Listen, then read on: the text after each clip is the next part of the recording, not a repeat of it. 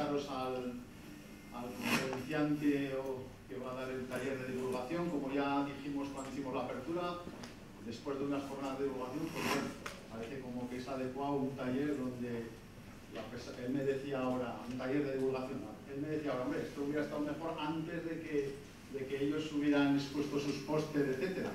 Bueno, también después, porque vosotros tampoco es la primera vez que exponéis cosas, supongo, ya en tercer año, cuarto año de doctorado, la mayoría ya no es la primera. Bueno, pues Daniel García es miembro de un grupo que ha tenido premios en cuanto a divulgación científica, es Big Bang, y bueno, pues él es un experto en estas lides, así que bueno, pues no voy a hacer muchas más presentaciones, os dejo con él y ya veréis que realmente es un experto en esto. Gracias, Jesús. Creo que es el tuyo y el mío, ¿verdad? Sí.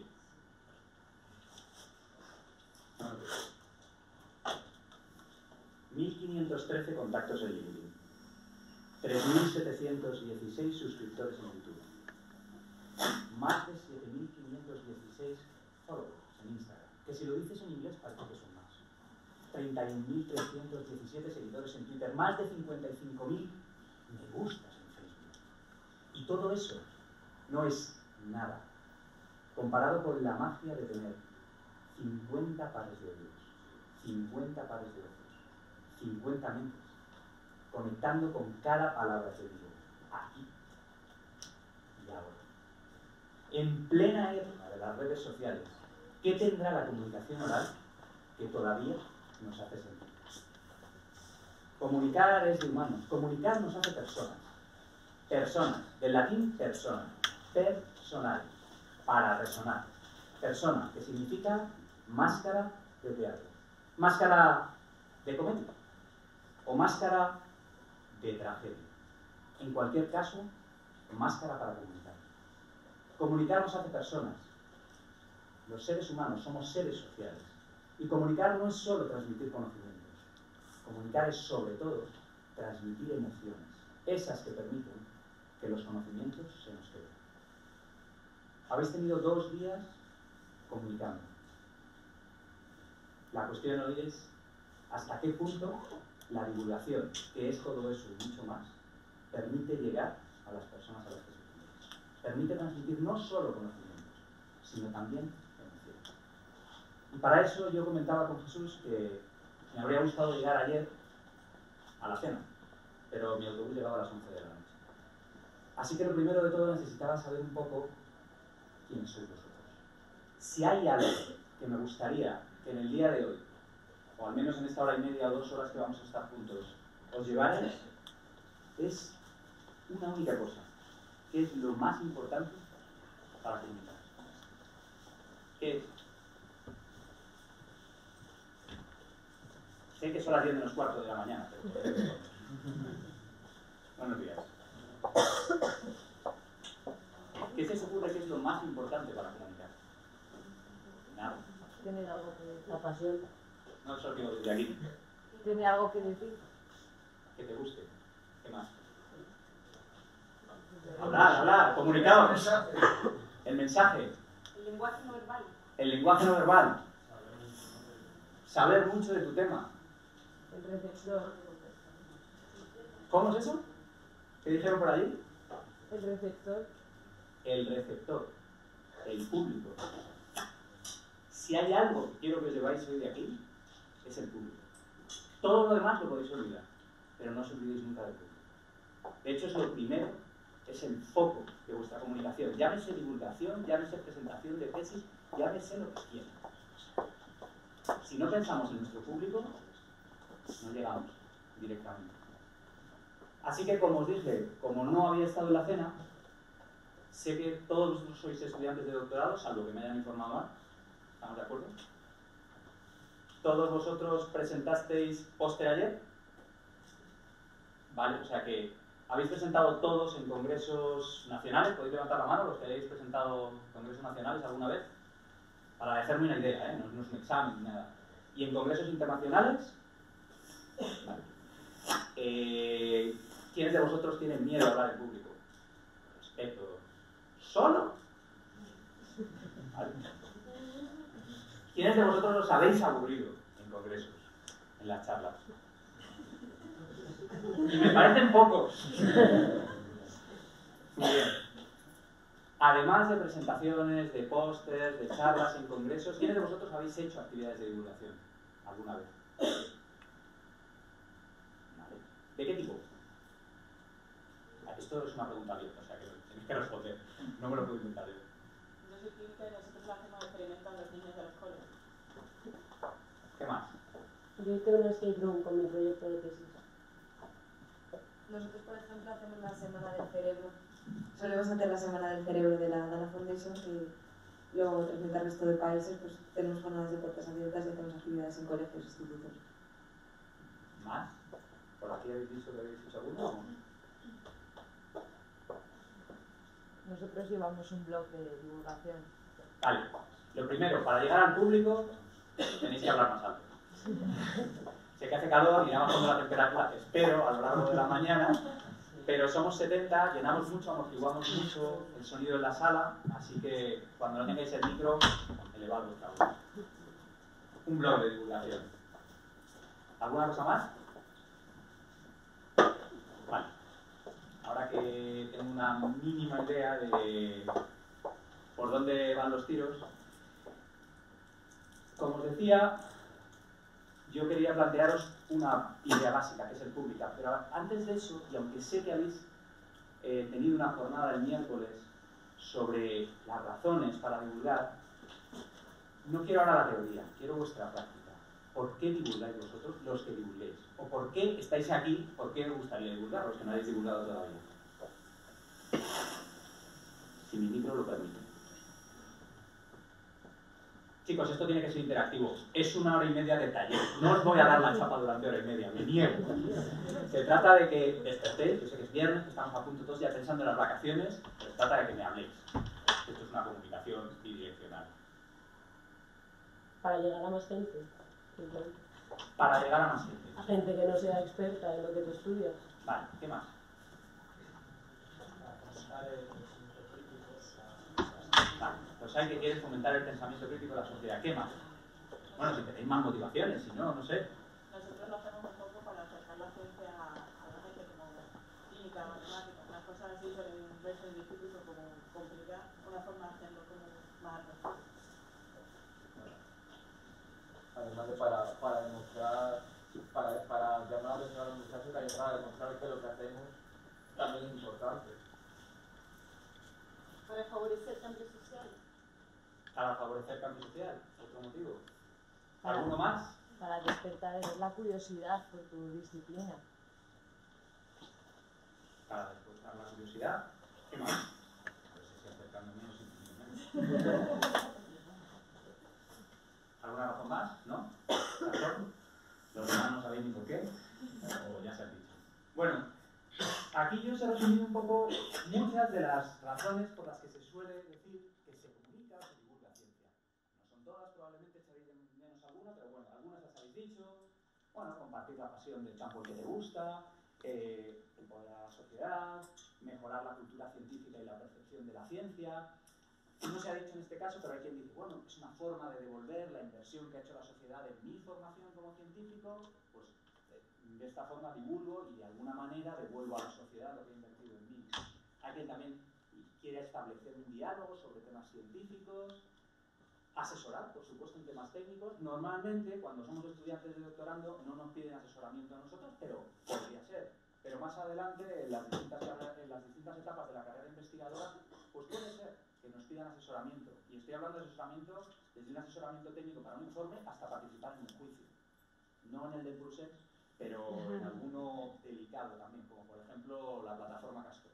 Bueno, pues ahora mismo hay muchos científicos testificando ahí. También visibilizar, claro, lo habéis dicho, visibilizar a nuestro grupo de investigación, a nosotros mismos, nuestro centro, nuestra área. No lo habéis dicho, pero a veces es un requisito. Requisito profesional. Nos guste o no, tenemos que divulgar un poquito que sea. Bueno. Y también, probablemente en el doctorado, no todavía, pero cuando uno avanza nuevamente en las etapas de la carrera investigadora, muchas veces comunica, divulga para obtener financiación. Los estudios demuestran que, por ejemplo, generalmente los grupos de investigación que más aparecen en medios de comunicación tienden a tener un mayor impacto y tienden a obtener mejor financiación, aunque no sea una revista del Science Citation Index, ¿vale? El hecho de aparecer en los periódicos, en los medios de comunicación, favorece, ¿de acuerdo? Yo aquí solo sí querría dejar una pincelada sobre, vale, están todo este montón de razones y alguna más que se os pueda ocurrir, pero todas estas razones pueden tener un lado más o menos oscuro. No significa negativo, simplemente un aspecto que muchas veces pasamos por alto. Por ejemplo, la respuesta típica del divulgador vocacional es que me encanta lo que hago, me encanta mi campo, quiero que la gente sepa de eso.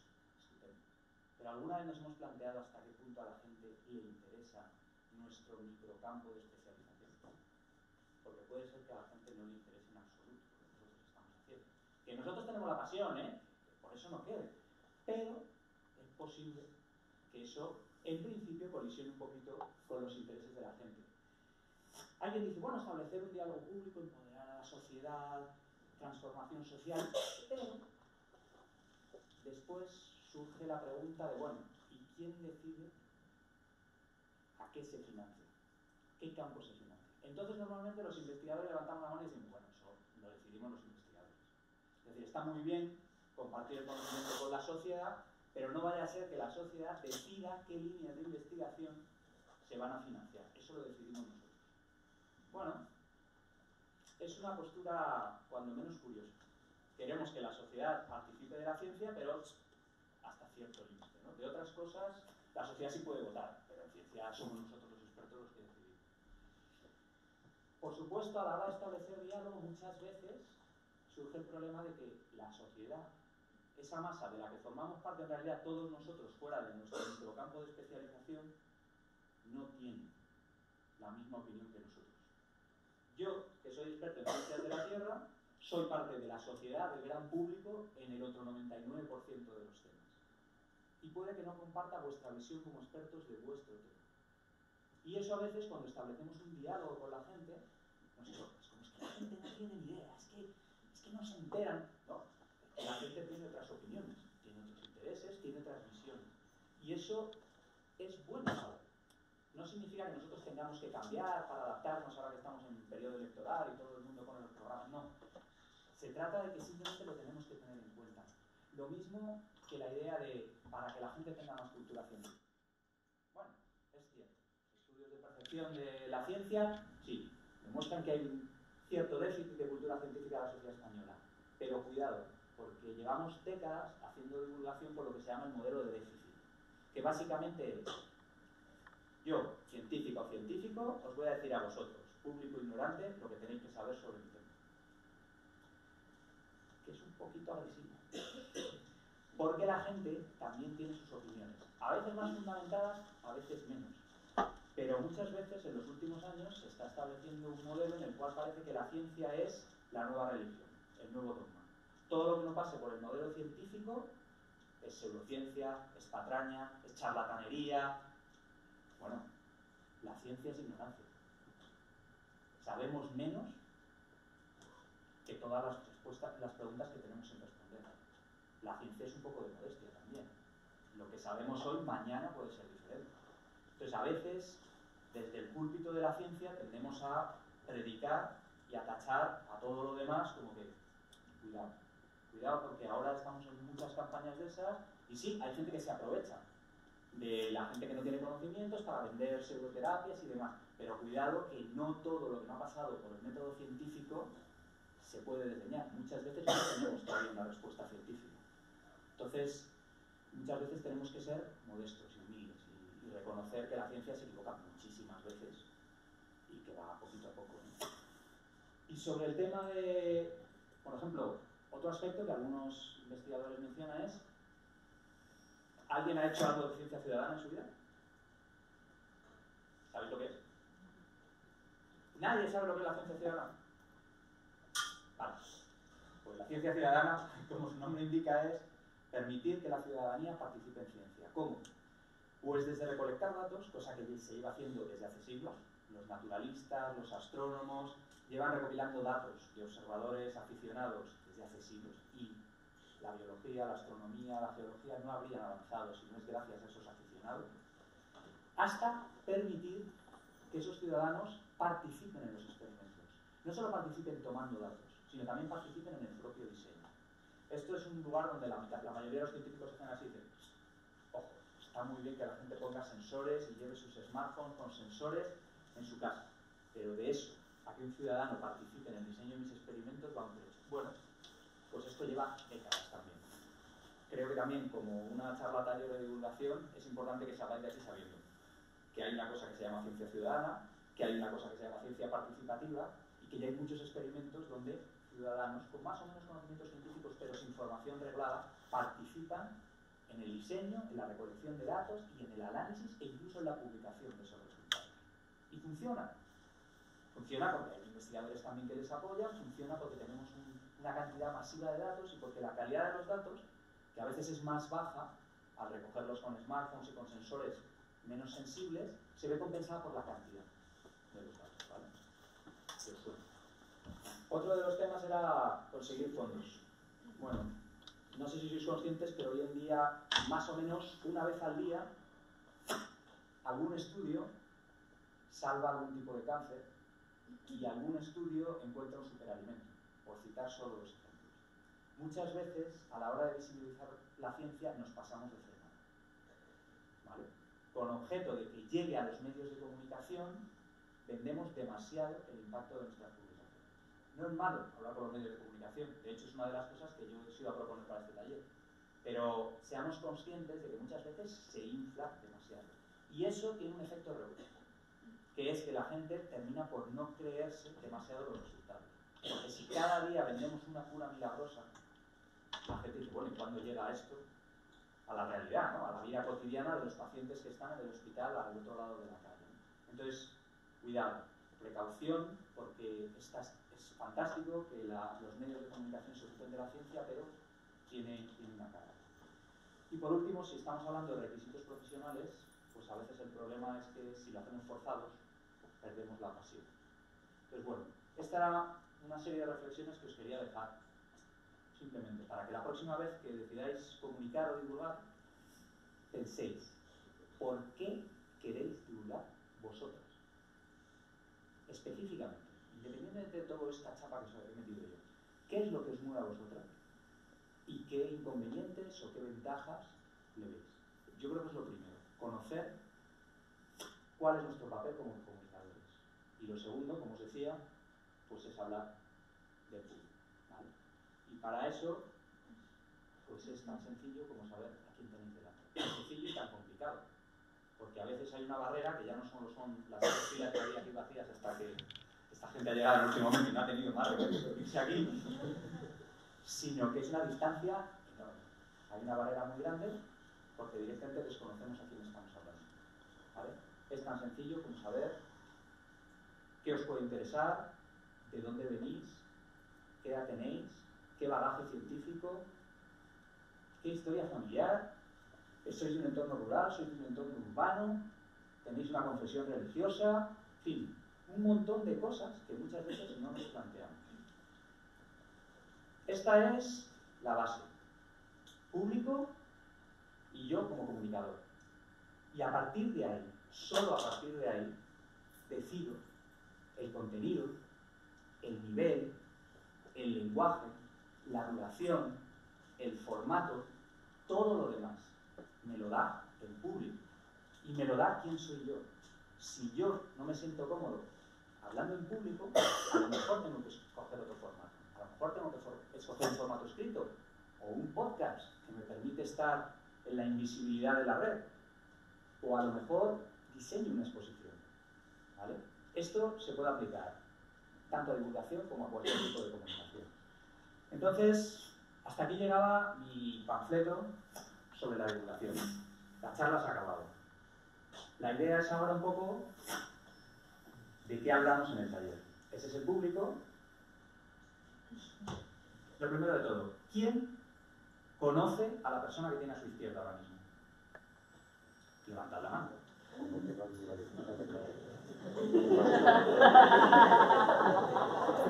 Todos. Vale. Los demás no os conocéis. Los que estáis delante que habéis levantado la mano no os conocéis de nada. No se trata. A ver, conocer. No quiero saber lo que ha pasado anoche. ¿Quién sabe el nombre de la persona que tiene a su izquierda? Vale.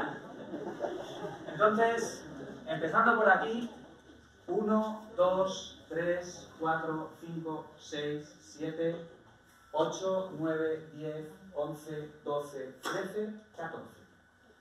Que cada cosa es un 1, 2, 3, 4, 5, 6, 7, 8, 9, 10, 11, 12, 13, 14. 1, 2, 3, 4, 5, 6, 7, 8, 9, 10, 11, 12, 13, 14. 1, 2, 3, 4, 5, 6, 7, 8, 9, 10, 11, 12, 13, 14.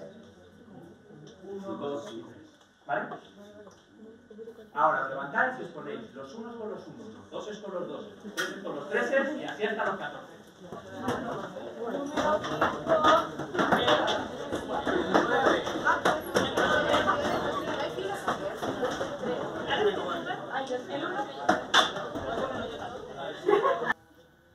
Una primera cosa, ser conscientes del tiempo. Medio minuto por persona. Ha habido grupos que en un minuto habían hecho los 5. Está bien ser concisos, ¿eh? No pueden dar algún detalle más, no va a pasar nada. Es muy importante que a la hora de comunicar, sobre todo oralmente, seamos muy conscientes del tiempo. Tardemos más o menos, pero lo que nosotros queramos, lo que tengamos controlado, para bien y para mal, ¿vale? Nosotros vamos a hacer aquí ejercicios muy breves, porque si podéis explicar las cosas, como habéis hecho ayer en un póster en 6 minutos, si llegáis a explicarlo en 3 o en 1, sois capaces de explicarlo en 1 hora. Este formato en realidad nos sirve para practicar, pero entiendo que aunque estemos hablando hoy de divulgación, quiero que os quede claro que esto lo podéis aplicar a cualquier acto de comunicación oral, ¿vale? Yo me voy a centrar en la comunicación oral porque por cuestiones prácticas es lo que da más juego en un taller de 1 hora y media. No vamos a estar escribiendo, aunque alguna cosa sí vais a escribir, no vamos a estar creando desde luego ni un vídeo, ni un podcast, ni nada. Pero esto lo podéis aplicar desde un elevator pitch, una presentación profesional de medio minuto, pasando por eso, los pósters, las charlas, las actividades de divulgación más largas, los talleres y, por supuesto, vuestra defensa de tesis, que todo lleva. Entonces, simplemente me gustaría que cada uno, en función de su experiencia y de su bagaje previo, saque de aquí lo que pueda de las pinceladas que os voy a dar. Y para eso, me gustaría que os sentarais, pero manteniendo los grupos, porque vais a trabajar con estos grupos el resto de la mañana. No, el resto de la hora y media que vais a estar aquí. Os podéis sentar, podéis volver a vuestra zona de confort. Sí, pero punto. Con la gente de vuestro grupo cerca.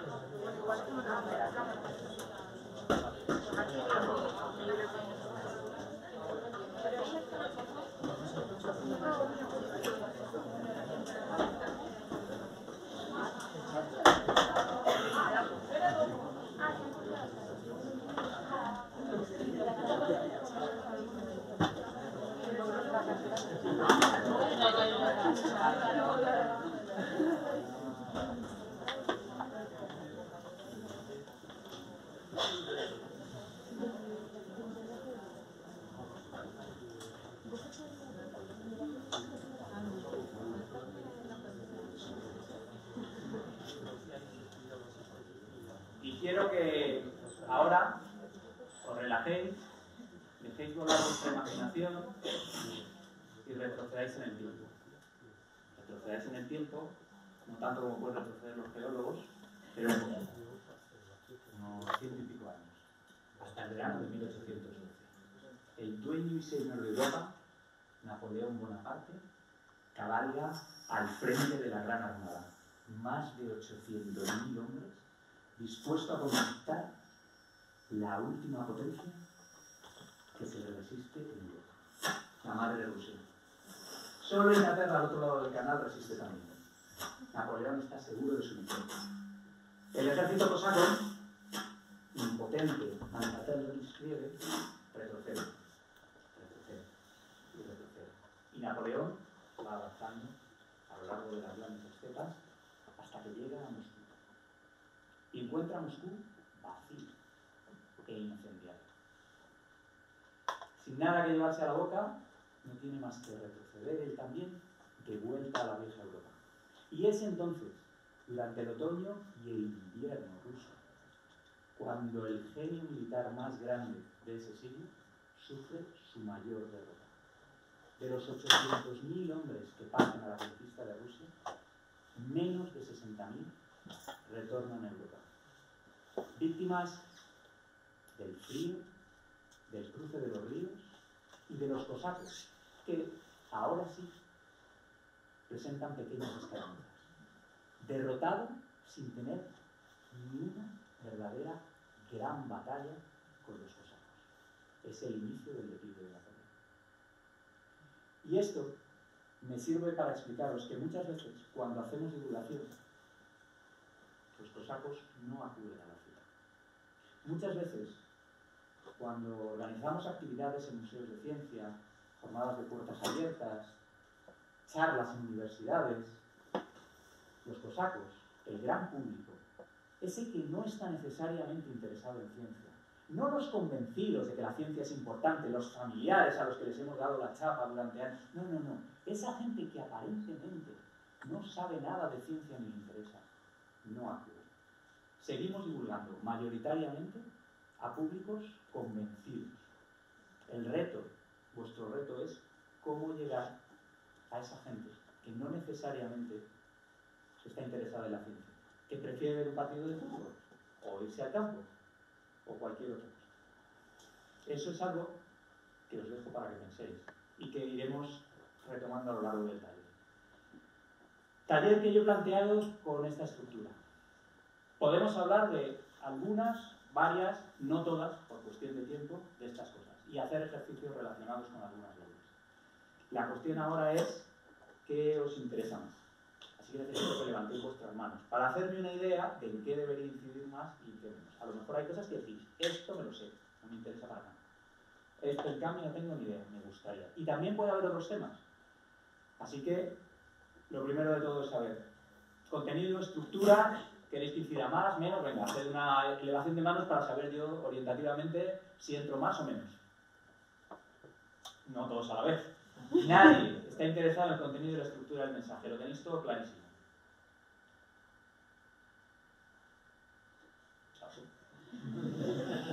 Ahora vas a salir aquí a demostrar.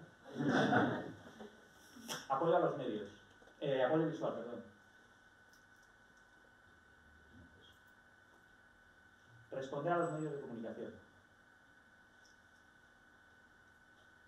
Comunicación oral y comunicación no verbal.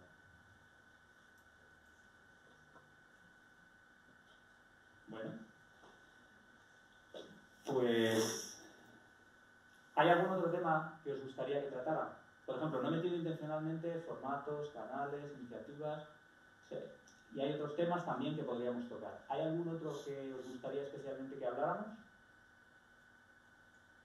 A mí la verdad que me resulta súper interesante esto que dijiste de divulgar entre público no convencido, ¿no? O sea, en mi ámbito de trabajo también me encuentro muchas veces hablando con gente que ya está de acuerdo con lo que yo digo, entonces no cómo llegar a esas personas a las que no llegas. Perfecto. Vale. ¿Algún otro tema que os gustaría que tratáramos? ¿No? Bien. Igual que yo os hago preguntas, vosotros me podéis interrumpir en cualquier momento. ¿Vale?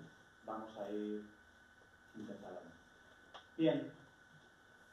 De comunicación oral, en realidad hay muy poco que decir y mucho que hacer.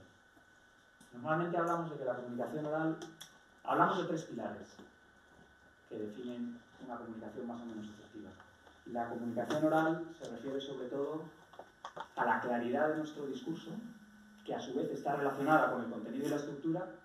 Como el contenido y la estructura lo tenéis todo clarísimo, pues oye, pues eso lo pasamos. Y con el carisma.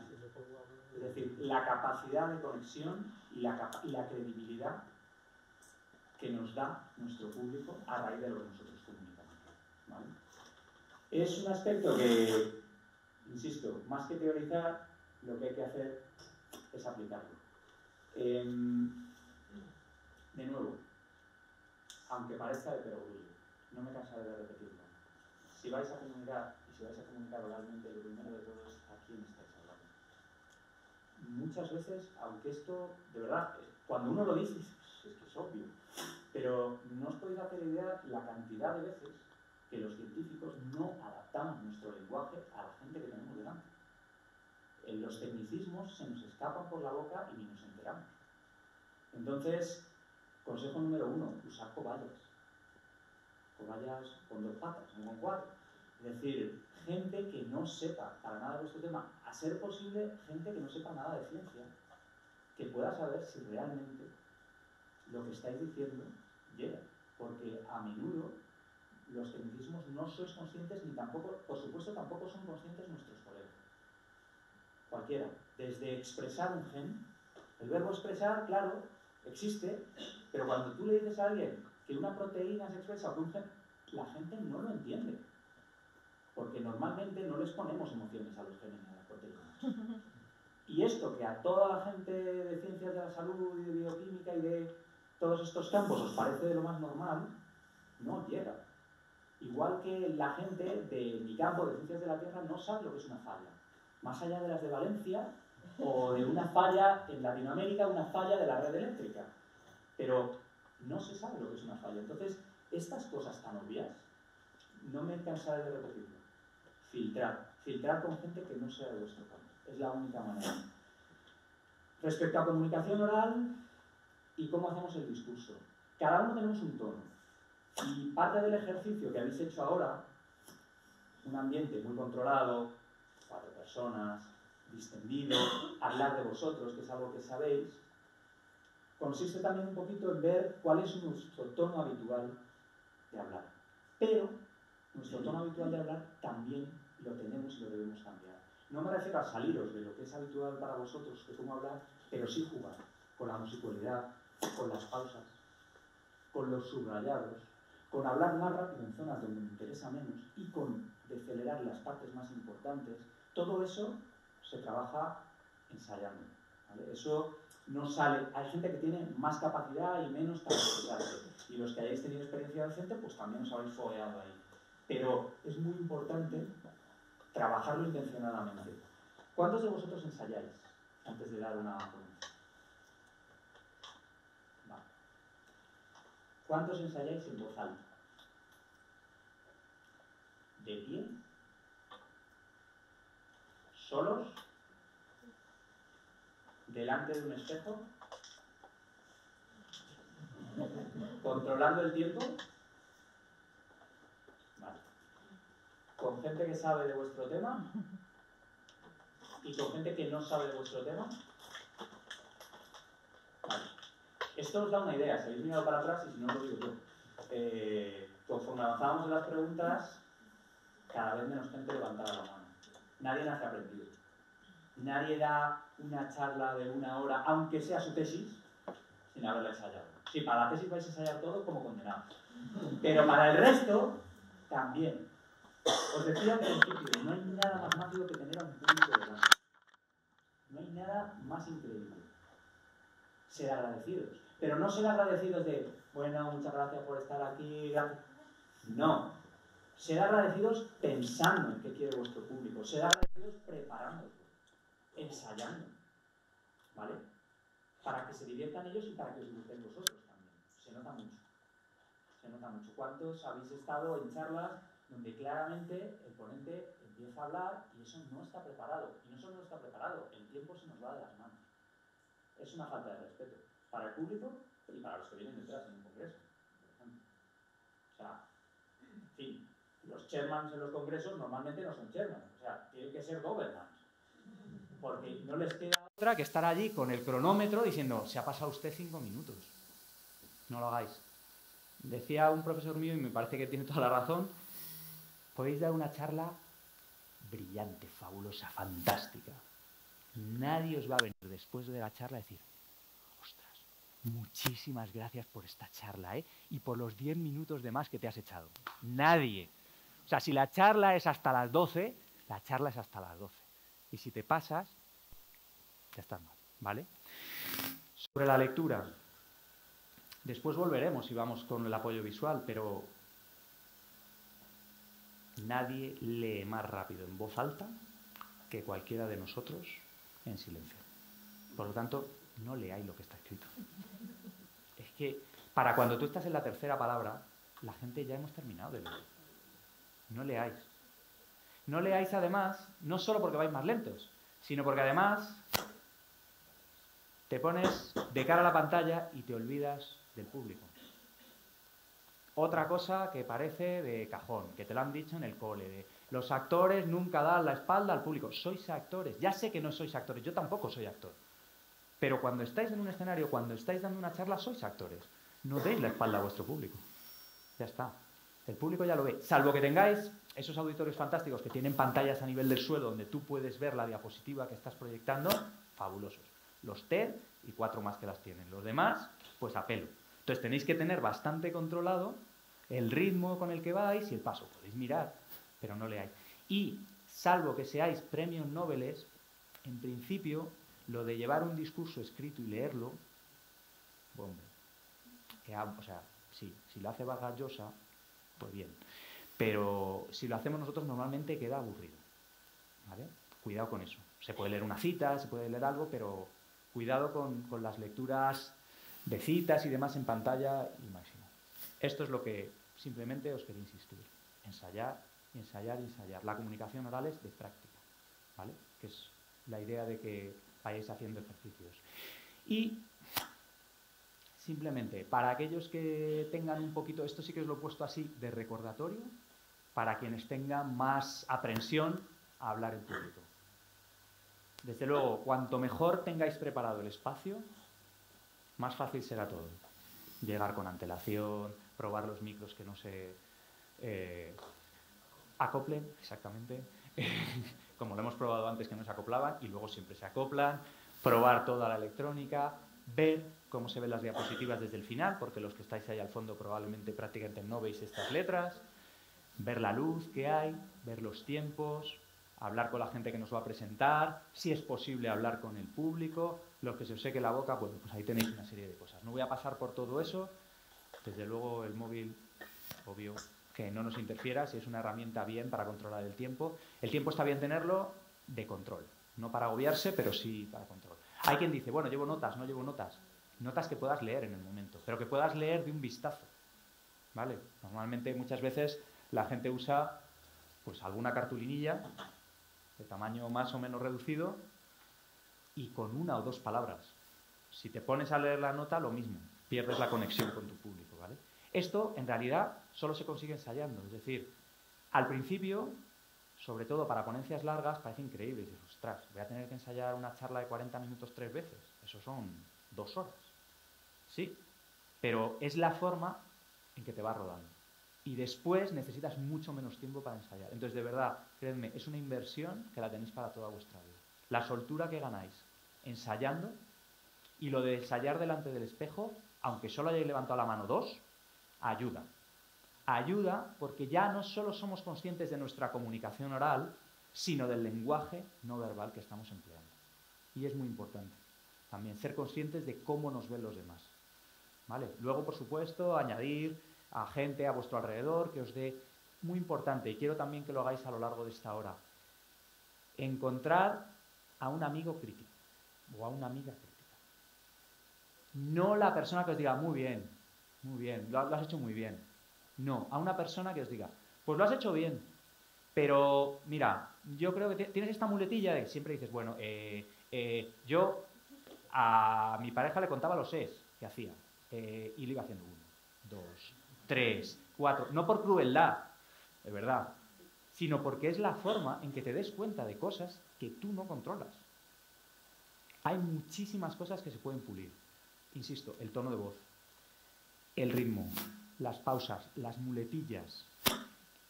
Mucha gente habla demasiado rápido y no se da cuenta. Y no hay nadie que se lo diga.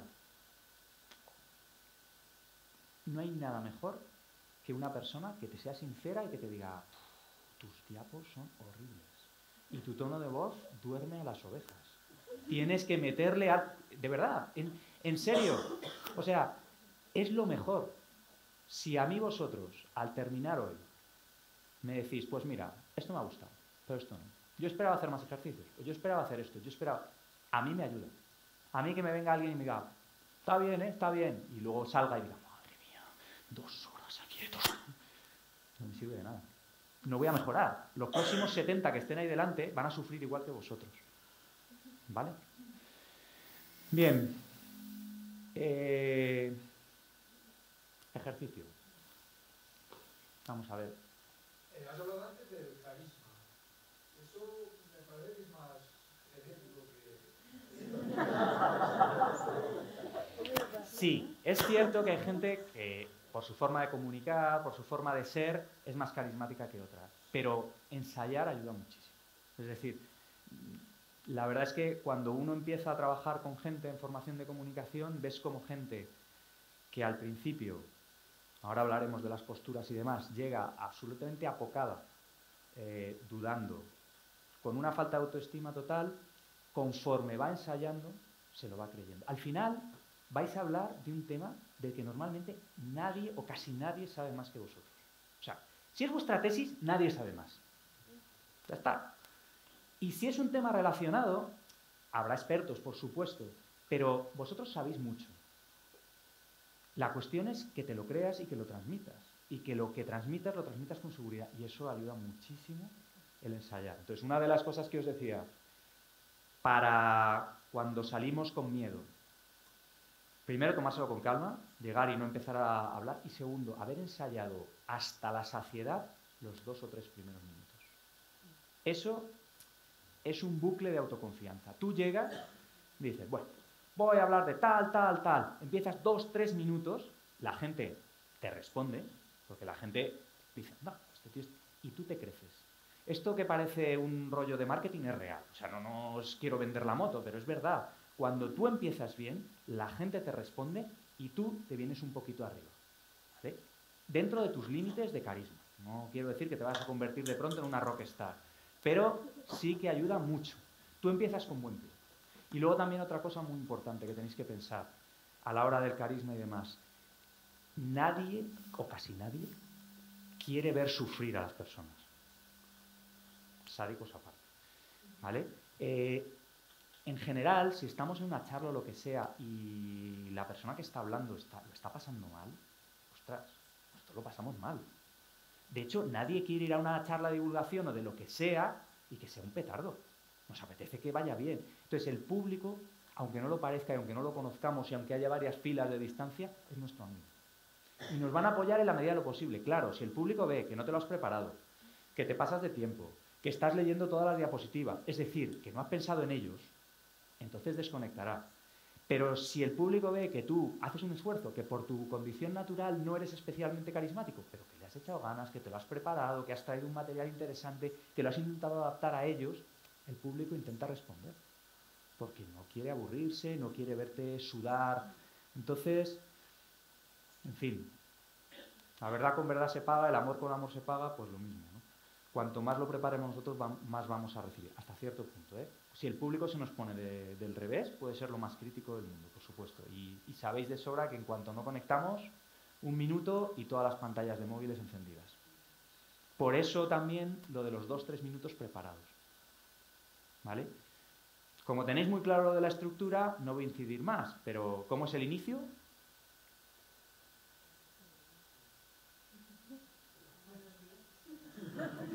El inicio es buenos días. ¡No! El inicio no es buenos días, el inicio es a degüello. El inicio tenéis que ir a saco, tenéis que captar al público, tenéis medio minuto antes de que saque las pantallas. Buenos días, muchas gracias por haberme invitado, es un placer estar aquí, me siento muy... ¡Hombre, no! Que la gente tiene prisa, que es que hoy en día es que te falta tiempo para sacar el móvil. No, no, no, a saco. De verdad, tenéis que entrar con el cuchillo entre los dientes. Porque es el momento de ahora o nunca. O capto la atención de la gente o la pierdo. Vale. A lo que íbamos. hablando de inicios y de carismas. Un ejercicio... ¿Cuál hago? ¿El difícil o el fácil? El difícil primero.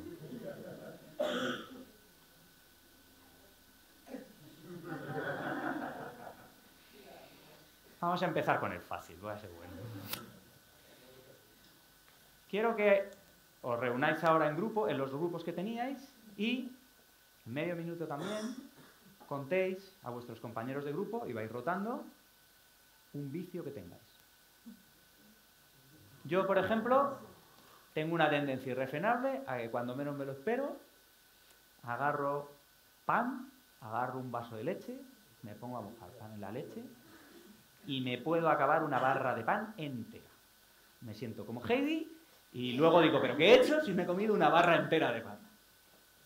Ese es mi vicio inconfesable. Quiero que ahora contéis un vicio, inconfesable o menos inconfesable, a vuestros compañeros de grupo. Venga, en pie todos, en grupos, y a contar vicios. ¿Vale? ¿Tiempo? ¿Qué tal ha ido? Fácil, ¿no? Cosas que hayáis visto. Cuando hablamos de algo que nos gusta, es fácil pasarse el tiempo. Casi todos. ¿Qué más? Eso es importante. Control del tiempo. Te guste o no te guste más la parte que estás dando, control del tiempo.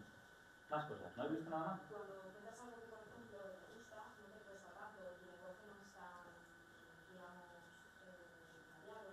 Dubitativo. Pero cuando estás tratando, por ejemplo, en anterior, de contar, por ejemplo, un vicio que siempre suena un poco negativo o reservado, pues tu lenguaje puede ser, pues que circulas igual más o estás más nervioso, o hablas en un tono más callado, más firme. Que cuando hablas de otra forma que te gusta, pues otra más, te pasas el tiempo y el lenguaje más definido. Ese es el objetivo de este ejercicio. Eso es lo que tenéis que sacar de vosotros cuando habléis en público, sobre vuestro tema.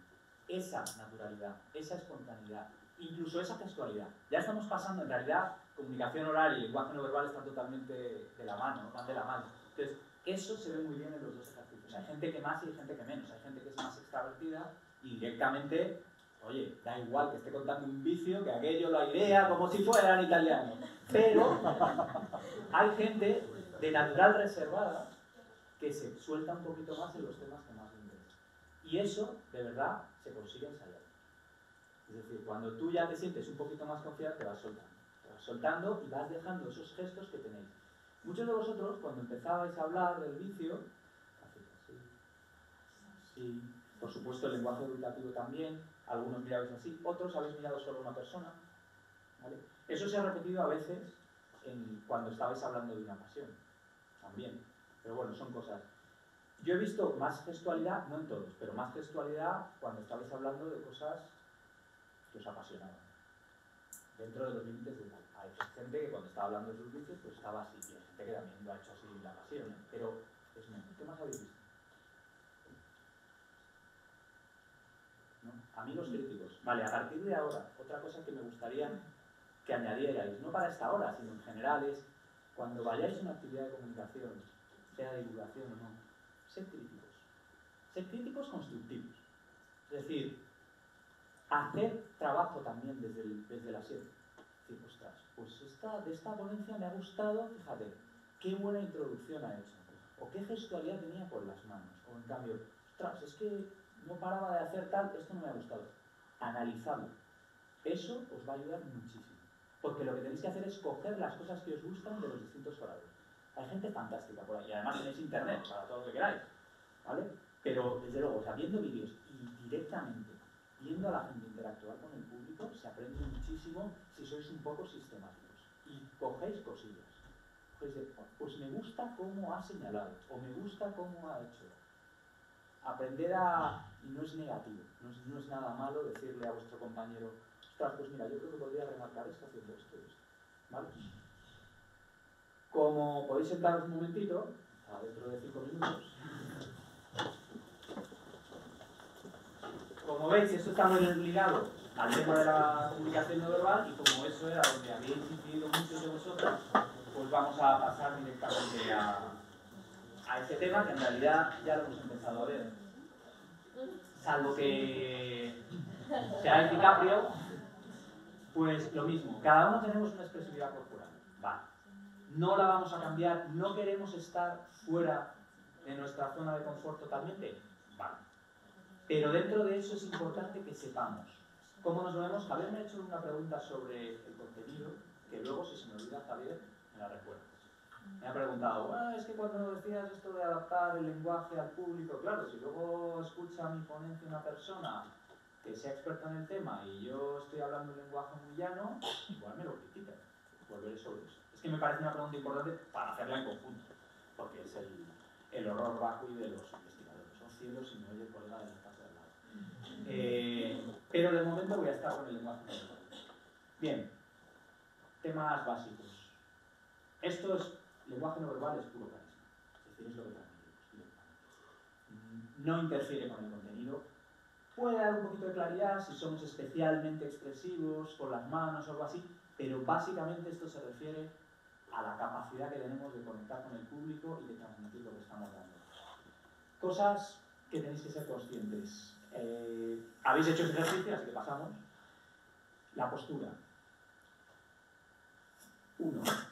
Cuando lleguéis, por más acojonadas y acojonados que estéis delante de vuestro público, ser conscientes de vuestra postura y haceros grandes. Haceros grandes y estirados. Esto no lo vais a poder hacer en el escenario, pero lo podéis hacer antes de entrar. Y ayuda. Es decir, tendemos, cuando estamos preocupados, cuando no estamos contando con nuestro grupo de 4 personas, a entrar un poco en modo gol. Y eso también afecta a cómo nos ve el público. Uno tiene que llegar diciendo, soy la reina del mambo. No significa que lo digas, pero que te lo creas un poquito no pasa nada, porque luego siempre va a ser menos de lo que tú te crees, ¿vale?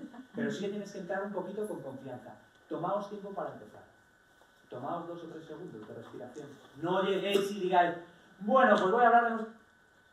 Relax, ¿vale? Respirad. Los que sepáis meditación, los que sepáis... Hay gente que hace meditación antes de empezar. Estupendo. Hay gente que hace estiramiento. Estupendo. Pero tomaos vuestro tiempo. Una vez que empezáis, mucha gente, el efecto de tener un público delante y de no estar en nuestro grupo de 4 o 5 personas es el efecto cubata. Me ponen un vaso de cubata y yo me quedo aquí. Y aquí ya no me muevo. Porque, claro, los resultados de mi investigación son fundamentales, pero ¿cómo voy a mover ni las cejas? Esto es muy habitual. Insisto, cada uno tenemos una naturalidad propia, pero para eso sirve ensayar delante del espejo. Y para eso sirve ensayar con un amigo con confianza, para que te diga que te mueves menos que los ojos del pinete, muévete un poquito, o al revés.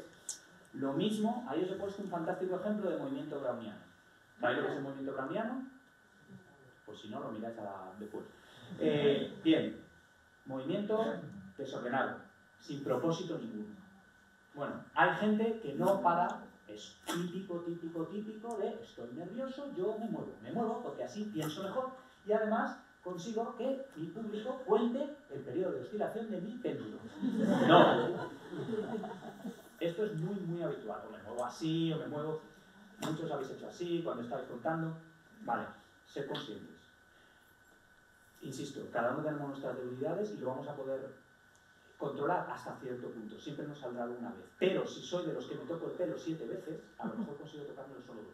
A base de ensayar. Y a base de que alguien me lo diga y a base de verlo yo en el espejo. Entonces, seamos conscientes de nuestras muletillas, del lenguaje y del lenguaje no verbal. ¿Vale? Más cosas. Actitud. Pues ahí os lo pongo un poquito. Relajaos, contando lo que os apasiona. Que para eso, digo yo, trabajáis en cosas de estas. O sea, si algo en teoría tiene lo de la investigación es que uno trabaja en cosas que le gustan. Digo yo. Porque se note. Lo cual no significa que salga ahí, no voy a contar. Pero eso normalmente es muy raro que pase. Porque la adrenalina ya nos sube de por sí.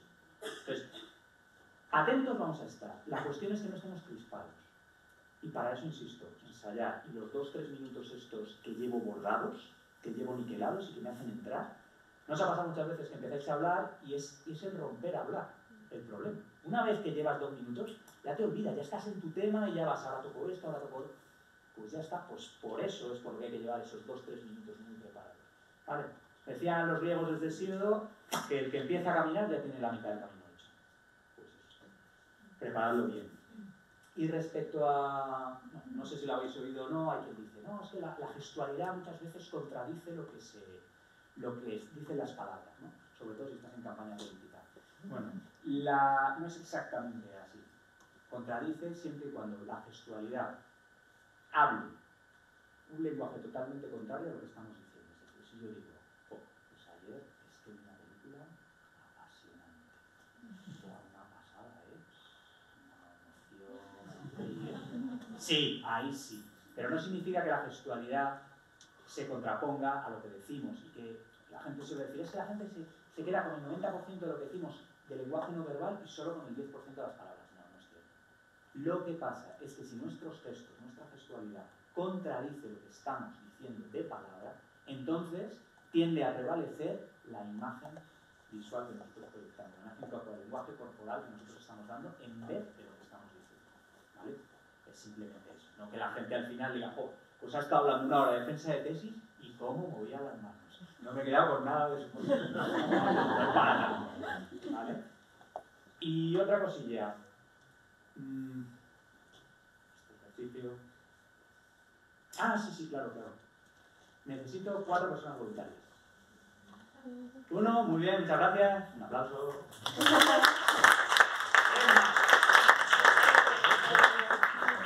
2. Venga, 2 chicas. Venga, 1. Otra más. Guay, perfecto, muchas gracias. Un aplauso a ellos también. Vale, esto va a ser fácil. Ayer presentasteis póster, ¿no? ¿Os podéis lanzar con los primeros 2 minutos de vuestro póster aunque no lo tengáis? Muy bien, pues entonces salís fuera de la sala, cerráis la puerta. ¿Cómo os llamáis, perdona? Daniel, Íñigo, Marta. Vale, perfecto. Pues os organizáis en el orden que queráis y yo os voy llamando, ¿vale?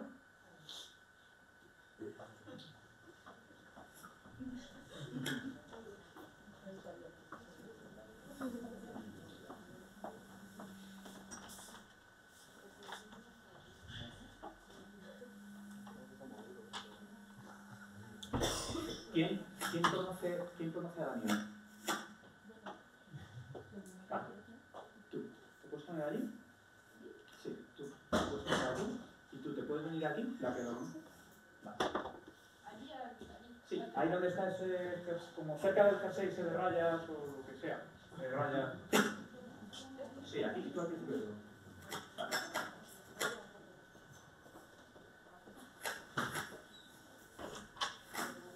¿Daniel?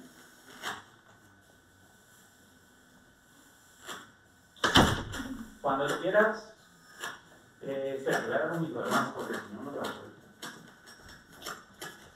El micro de mano que ya lo está. Ahí está.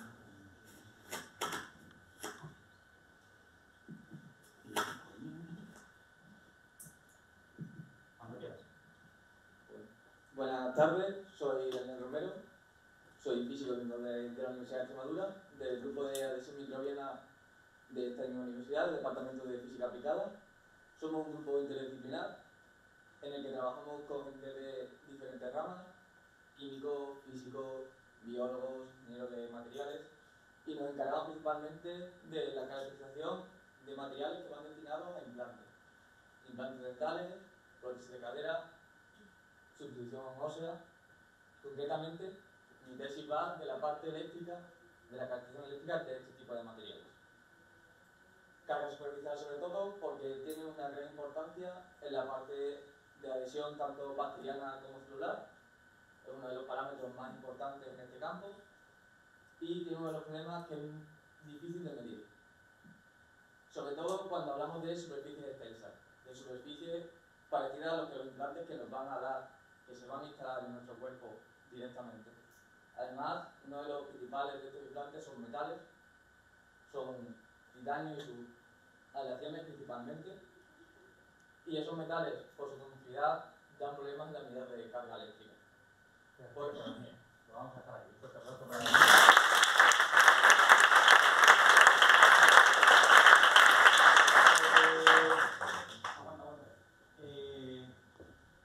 ¿Quieres que te den feedback o no?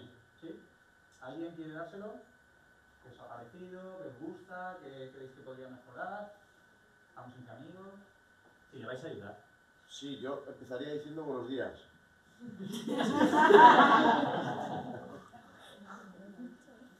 Buenas tardes. Que yo siento que usaste mucha jerga que yo no entiendo porque soy de sociales, entonces realmente no he podido entender de qué va tu tema. Era un póster de divulgación, ¿no? En principio, ¿o no? No, Sí, pero lo que presentasteis ayer, sí, lo que pasa es que cada uno con su rama. cada uno con su rama, ¿no? Entonces, ahí tenemos el problema de que está para dos públicos diferentes, ¿no? Más. Hacía como un... Sí.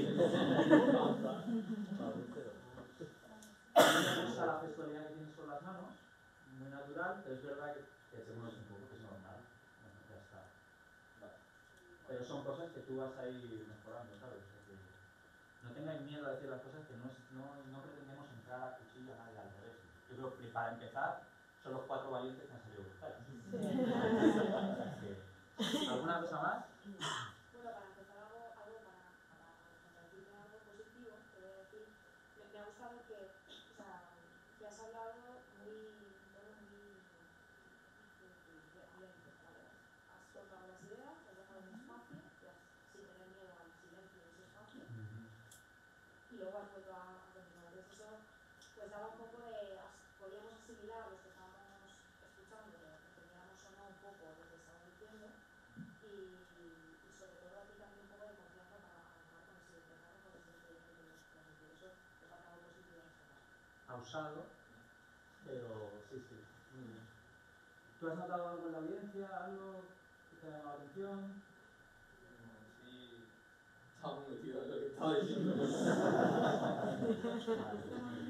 Pues... Espera, yo tengo una pregunta. ¿Quién conoce a las dos máquinas? Espera, yo tengo una pregunta. Sí, claro. Mientras le estaba escuchando, ¿sí?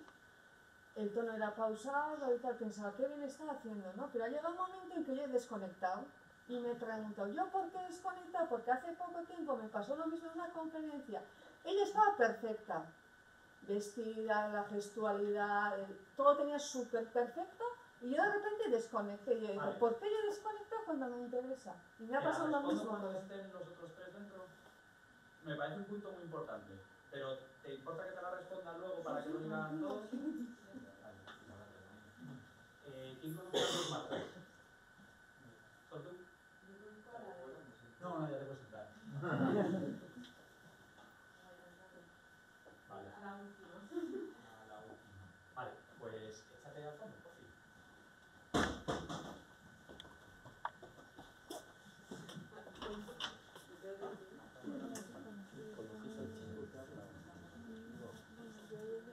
Cuando tú quieras. Sí, yo creo que esto va mejor. Cuando tú quieras.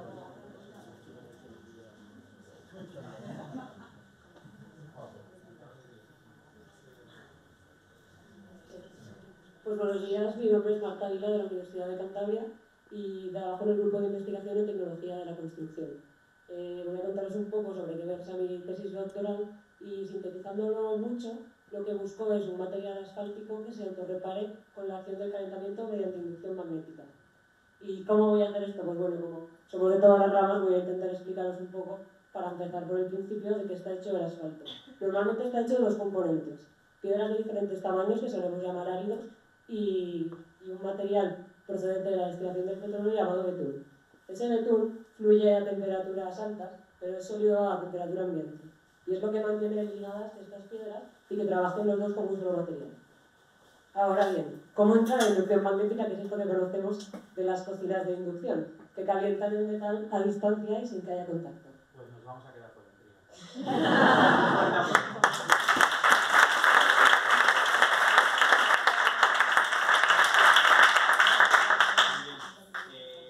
¿Quieres que la gente te dé feedback o es como no, prefiero lo que tú quieras, sin problema? Sí, vale, David. ¿Alguien que le quiera comentar alguna cosa? Me pareció parecido que el movimiento que ha tenido, que ha sido grande, estaba adecuado porque ha ido repartiéndose, pero siempre sin perder de vista al público, y luego que, siendo consciente de que no es la misma defensa que hizo ante su rama, sino a un público general, ha empezado diciendo: voy a contar un poco en general de qué trata, aunque tenga que defender el nivel, porque se ha hecho cargo del público. Eso no lo habías hecho en esto. Sí, Ah, o sea, sí, pero no tan radical. de que las ramas, pero en realidad es súper básico. Rápida, improvisando y muy bien adaptándose. Perfecto. Más cosas. Tienes un tono de voz estupendo para hablar en público. No me tengo tanto, o sea, yo me noto como que me tiembla un montón. Importante, siempre la voz se te oye menos temblar de lo que tú crees. Siempre pareces menos nervioso de lo que tú crees. Importantísimo.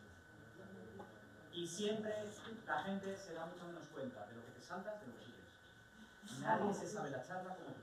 Entonces, si tú pasas por una diapo y se te olvida decir el quinto concepto, súper importante. ¿Alguna cosa más? Vale, muy bien. Sobre el movimiento, ahora cuando venga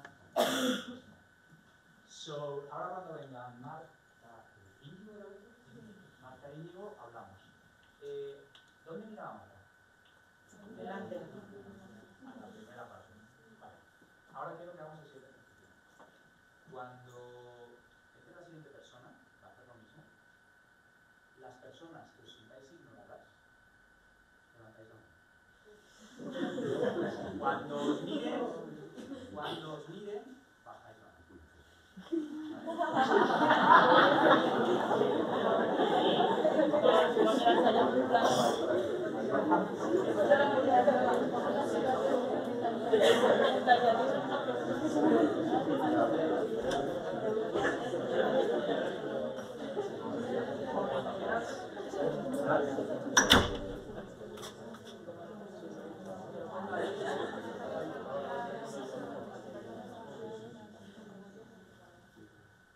Buenos días, yo soy Íñigo y bueno, yo vengo a hablaros de inmunoterapia contra el cáncer, que es un tema en el que yo estoy enfocando la tesis, y concretamente yo estoy centrado en potenciar células natural killer para utilizarlos en inmunoterapia contra el cáncer. Y me gustaría poneros un poco en contexto primero, porque la gente no suele entender mucho sobre... ¿Sí? Me gustaría poneros un poco en contexto para que entendáis lo que son las células natural killer, células NK, que son células que forman parte de nuestro sistema inmunitario, de nuestro sistema de defensa. Entonces, estas células juegan un papel fundamental en la defensa frente a infecciones víricas. Y bueno, digamos que nosotros a día de hoy sabemos que podemos potenciar ese efecto antitumoral. Entonces, la idea de mi tesis es precisamente estimular estas células con un cóctel de 3 interleuquinas, interleuquinas 12, 15 y 18, de tal manera que adquieran esa capacidad antitumoral mejorada. Entonces, lo que nosotros hemos estudiado, lo que nos hemos enfocado es en dos conceptos diferentes. Por una parte, estudiar las funciones efectoras, como bien he dicho, y por otra parte, otras funciones que no son efectoras, pero que pueden ser interesantes para la terapia, como puede ser la capacidad proliferativa. No nos sirven de nada unas células que sean muy potentes, que en cuanto se las metamos a un paciente vayan a desaparecer a dentro. Queremos que proliferen y que sigan manteniéndose. Perfecto.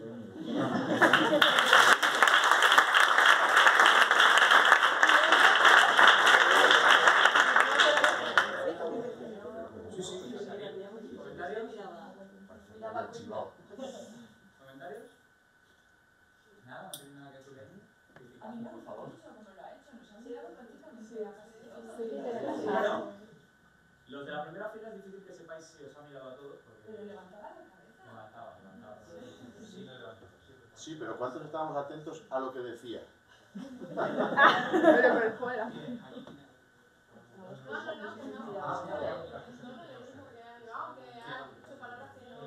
Ahora vamos a explicar los ejercicios.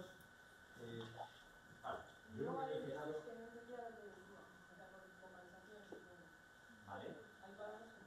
Eso te lo han dicho alguna vez. No, pero lo tendré en cuenta. Vale. Eso es importante, lo de vocalizar, sí, cada uno tenemos una forma y sí que es importante que lo miremos. A lo mejor es solo hoy, a lo mejor en general, pues es algo que preguntar a otra gente. Sí, el ritmo muy bien, ¿no? De hecho, yo creo que en algún momento habéis perdido vuestra afición porque estáis escuchando y ya no levantabais la mano. Las personas a las que no mirabas tenían que levantar la mano. Vale. Yo pensaba que era alguna pregunta y por eso.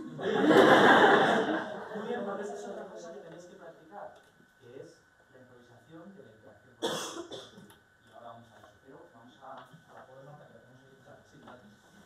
Vamos a por la última, lo mismo, pero si hay alguien que se siente permanentemente mirado, las marcas, es decir, te engancha aquí, levanta los de la primera fila.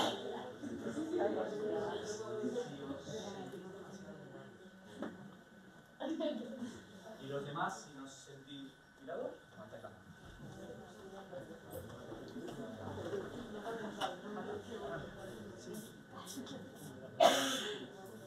Lo haces como tú quieras, Marta. Perfecto, pero tú no lo vas a corregir porque se talla y no hay sostener ni mentalla. No sé. Vale, ¿quieres que quieres comparar lo que tú ves con lo que te ves? Vale, perfecto. Porque tenía los dos. Muy bien.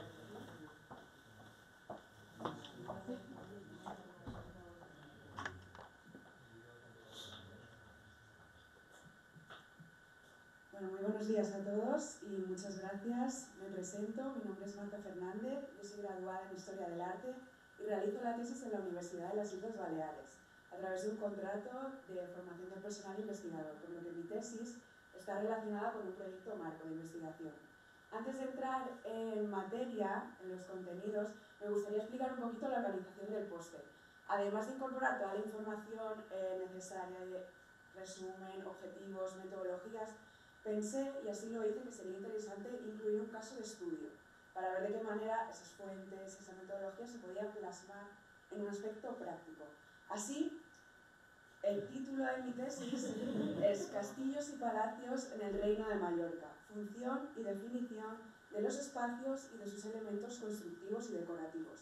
El objetivo principal es el estudio de la arquitectura regia del Reino de Mallorca, un reino que, repasamos un poco en cronología, va de la final del siglo XIII, primera mitad del siglo XIV, que tuvo cierta inestabilidad política y cierta tensión política, pero que sin embargo fue un momento de gran esplendor cultural y artístico, por lo que los reyes aprovecharon para construir y reconstruir sus residencias regias.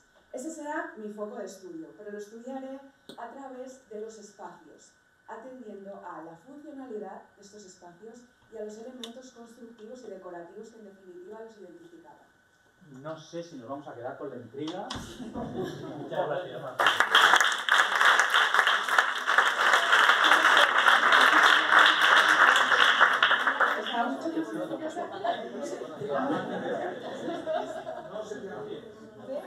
¿Estás nerviosa? No. ¿A que da una sensación de seguridad así? Esto lo hablábamos antes, Marta.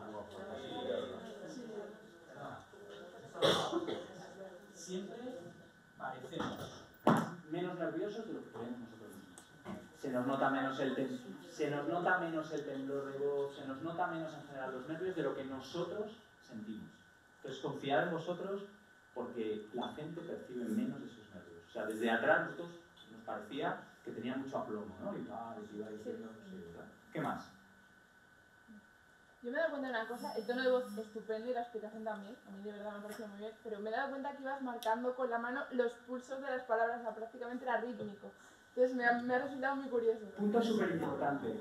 Tiene muy buena gestualidad de manos, pero y eso que con el micrófono perdemos una mano, por eso a mí los micrófonos de mano no me gustan nada. Además, los micrófonos de mano tienen el problema de que si no estamos muy pendientes de tenerlo en la boca, se nos va el sonido. Pero, importante lo de la gestualidad, es una cosa que me apetecía que saliera. Los gestos van muy bien para remarcar. Si nosotros estamos continuamente gestualizando, lo que estamos haciendo es ruido. Al final, se remarca. Entonces, si nosotros utilizamos los gestos para decir que este concepto es el clave. Y después tenemos otro concepto auxiliar, si intentamos limpiar un poco nuestra gestualidad y dejar menos, el resultado es más. Es decir, ¿sabemos tres conceptos importantes de los castillos? Vale, pues remarquemos esos tres. No todas las palabras de las que vamos a hablar. ¿Vale? Eso es una cosa. Más cosas. Vale. Ha salido antes con... Yo creo que era con Marta. Sobre el movimiento. Lo mismo. El movimiento... No pasa nada... Perdona, Marta. Si quieres, siéntate. Y ahora te explicamos todos los... Sí, pero no, que te voy a tener aquí, si no... Es que creéis que te va a dar más... Pero no. Ahora te cuento. Ahora mismo os contamos a todos todo y así estamos todos a la par. Sobre el movimiento, lo mismo. Si nos tenemos que mover, que sea a propósito. Por ejemplo, tenéis un espacio, dominadlo el escenario. Si vais a hablar de varios casos, podéis hablar del primer caso, caso 1. Y cuando terminéis de hablar del primer caso, ahora vamos a ver un segundo caso, caso 2. Estáis dominando el escenario, lo estáis utilizando, no os quedáis clavados, pero no estáis caminando de un lado a otro. No, lo hacéis con un propósito. Eso viene muy bien. Lo mismo para la gestualidad. Si queréis remarcar un ejemplo, otro ejemplo. Ahora vamos a estudiar esto, después pasaremos a esto. Eso es una cosa. ¿Por qué levantar a la gente la mano?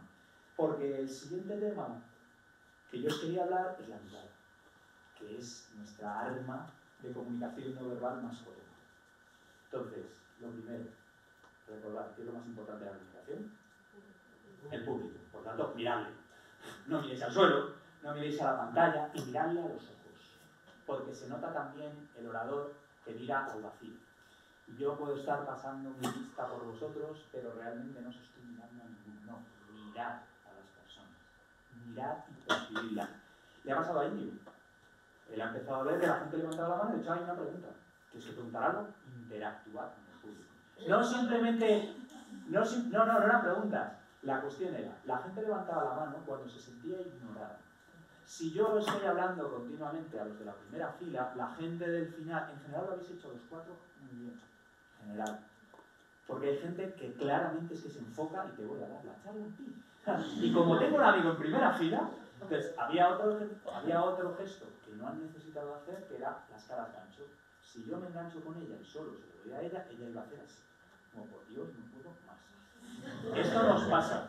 Esto nos pasa especialmente cuando tenemos a alguien conocido, que es como terreno conocido, me anclo. No. Entonces, ¿qué hacemos para eso? Bueno, simplemente dividimos al público en sectores, centro, derecha, izquierda, delante, atrás, centro y atrás, en diagonales para hacer S, me da igual. La cuestión es que barramos a todo el público y que vayamos dando fuego a todo el público, que todo el mundo se sienta incluido en nuestra sala. Vale, esto es muy habitual y es un ejercicio fácil de hacer y hasta divertido con gente, pero fácil de ir practicando, ¿vale? Otra cosa que ha salido, han preguntado por ahí atrás. Yo el otro día vi una charla que tenía un tono fantástico, pero a los 3 minutos desconecté. Cualquier tono fantástico, si no lo cambiamos, si no introducimos una novedad, llega un momento que se hace monótono. Nos pasa a todos, a mí el primero. Entonces, importante, saber tener unos pequeños golpes de efecto y eso engancha con la estructura. Pero que como todos la conocéis, pues no hacía falta que tú la pasáramos por ella, ¿vale? Y otra cosa más que me había preguntado aquí Javier era sobre el contenido. Y para eso me gustaría pasar por una cosa de la estructura, simplemente. Porque había 2 cosas que quería... No, porque yo creo que lo tenéis claro, ¿no? O sea, básicamente... Ups. A lo mejor pensamos que lo tenemos claro, pero en realidad no lo tenemos claro.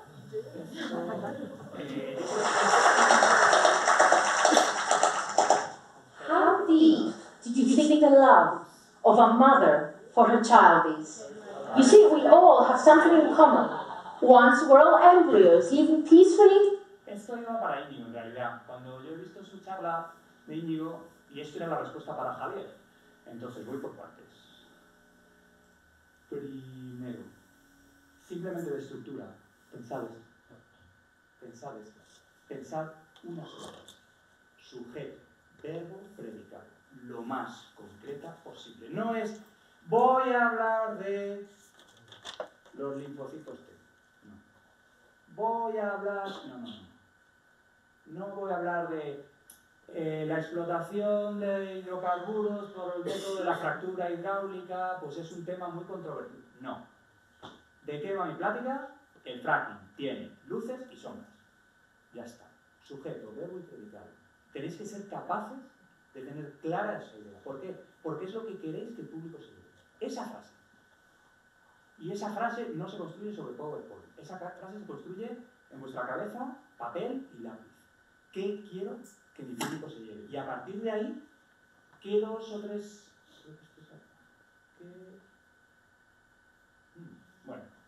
intentando pegarme con el bichete, así que paso mala.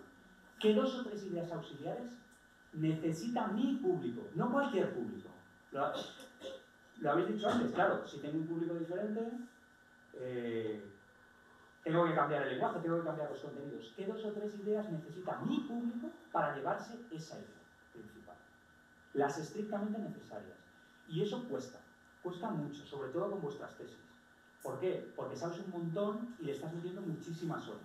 Entonces, cuesta mucho podar. Y va a la pregunta de Javier, de qué pasa con el rigor, qué pasa con el tema del contenido, ese equilibrio que tiene que haber en divulgación entre rigor y contenido. Y para eso lo que quiero es poneros este vídeo en honor a Íñigo.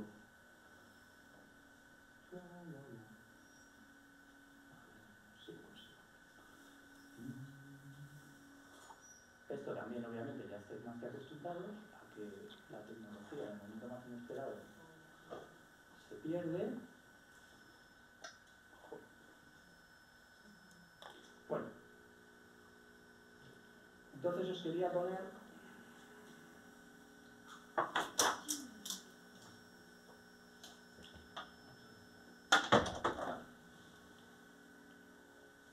este vídeo en honor a Íñigo, que para mí refleja bastante.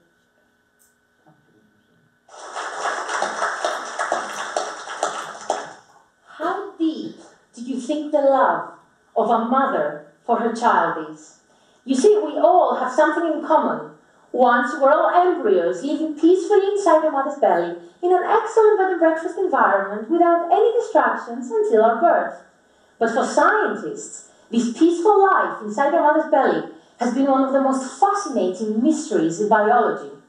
This might sound strange, but surviving all 9 months inside a mother's body should theoretically be impossible. And in fact, in biology textbooks, this is called the pregnancy paradox.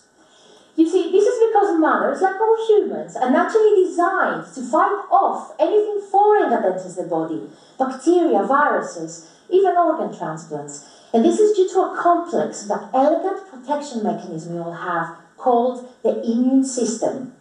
Now, your immune system knows you better than your best friend. In fact, it knows you better than anyone else in the world. It knows every single cell in your body, so it can realize when something foreign comes in and attack.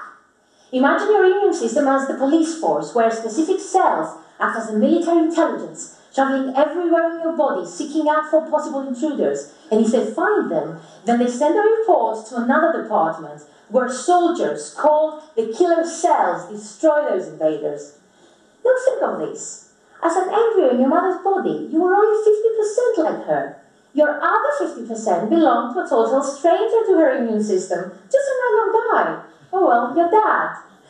So being 50% like your dad inside your mother's body means your chances of surviving pregnancy should have been 0. Yet, we're all here. Believe it or not, scientists have been struggling with this paradox for the past 50 years. Some argue that maybe the embryo finds a way to hide from the mom's immune system. Others said that the placenta provides a physical barrier between mother and baby. We might not have a full answer yet, but a few years ago, scientists found something amazing. The mother's immune system does see the baby. The military intelligence identifies the growing embryo and informs the killer cells of the intruder. But the mother's killer cells, instead of destroying the embryo, they themselves commit suicide and die.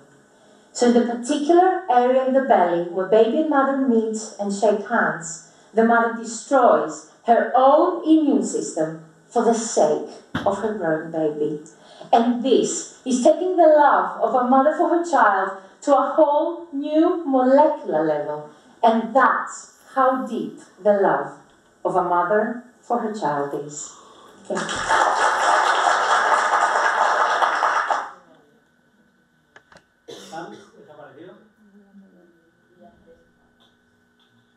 Bueno, aparte de homenaje a Íñigo, a mí esto me parecía un buen ejemplo. ¿Cuál es el mensaje de Miltani? En una frase. El amor de madre. El amor de una madre, me falta el verbo. Es lo más. Es lo más. El sistema inmune. Bueno, podríamos hacer muchas frases, pero una podría ser: el suicidio celular evita matar al feto, por ejemplo. Bien.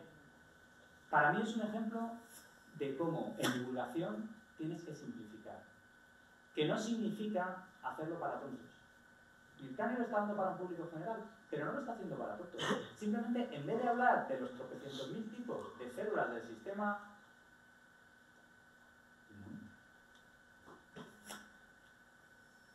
¿de cuáles habla? Habla de dos.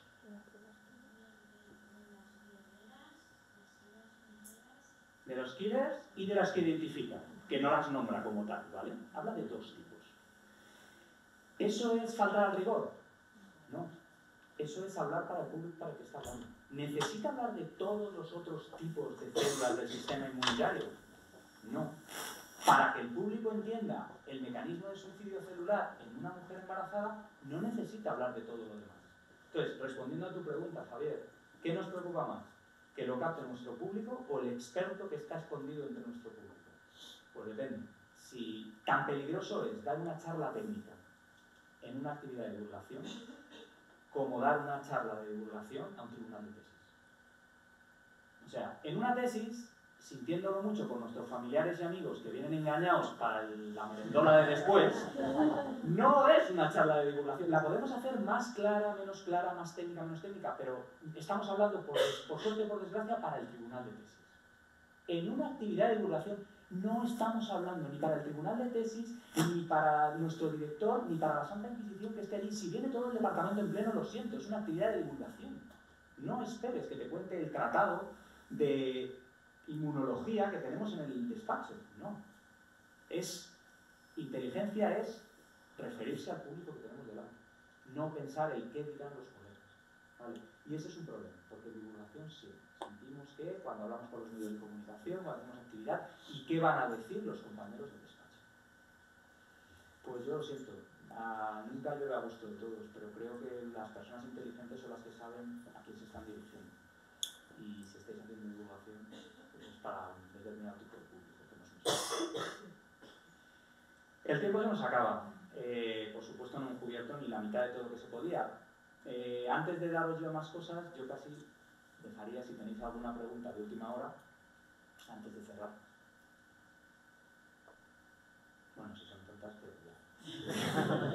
Bien, pues en ese caso, simplemente, como esto,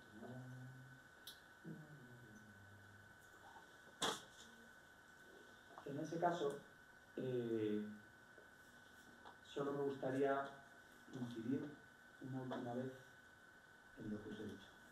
Para hacer una buena comunicación, sea de divulgación, sea técnica, tenéis que tener en cuenta al público, y después cómo seleccionáis vuestro contenido, y eso exige una poda muy grande para quedaros solo con lo esencial para ese público, cómo lo estructuráis para que sea claro, y cómo lo ofrecéis oralmente o en otros formatos, no solo para que sea claro, sino para que además tenga carisma. Miltani tiene carisma.